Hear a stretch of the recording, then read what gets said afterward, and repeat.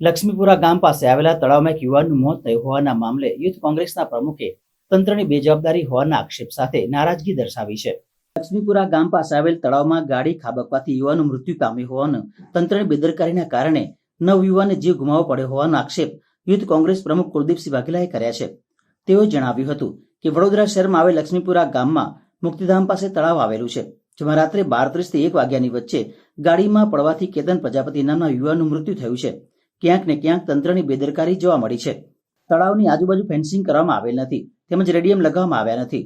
જો રેડિયમ લગાવ્યું હોત તો કોઈ પણ રાહદારીને ખબર પડી શકે કે આગળ રસ્તો બંધ છે, પણ રેડિયમ ન લગાવવાને લીધે રાતના સમયે આ ઘટના બની।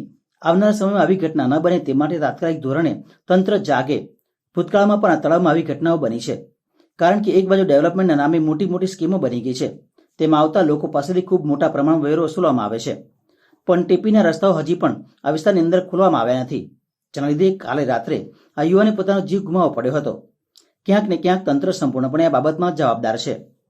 આ લક્ષ્મીપુરા વિસ્તાર છે ને મુક્તિધામ સ્મશાન છે, તેની બાજુમાં આવેલું તળાવ છે। ત્યાં કાલે દુઃખદ ઘટના બની છે।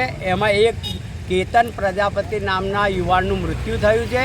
કારણ કે એ મૃત્યુ થવાનું કારણ છે એનો જે છે એ મ્યુનિસિપલ કોર્પોરેશનના બેદરકારીના લીધે જ મૃત્યુ થયું છે। 12 થી 1 વાગ્યાની રસ્તામાં એક ક્રેટા કારમાં યુવાનો જઈ રહ્યા હતા અને ટર્નિંગ ઉપર ત્યાં કોઈપણ જાતની સેફ્ટી વોલ કે સેફ્ટી ફેન્સિંગ કે રેડિયમ પટ્ટી ના મારવાના લીધે એક અકસ્માત બન્યો, જે ગાડીની અંદર તળાવમાં ખાબકી, જેના લીધે કેતન પ્રજાપતિ નામના યુવાનનું મૃત્યુ થયું છે।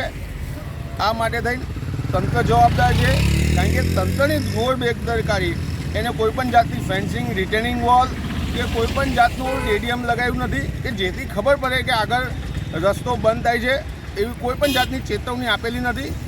તેમજ આ ટીપી વિસ્તાર છે, આ ટીપીઓ જૂની ટીપીઓ કોઈ ખોલવામાં નથી આવતી કોર્પોરેશનના પાપે, જેના લીધે થઈને ગઈકાલે એક યુવાને પોતાનો જીવ ગુમાવ્યો છે, એક પરિવારે પોતાનો લાડકવાયો ગુમાવ્યો છે।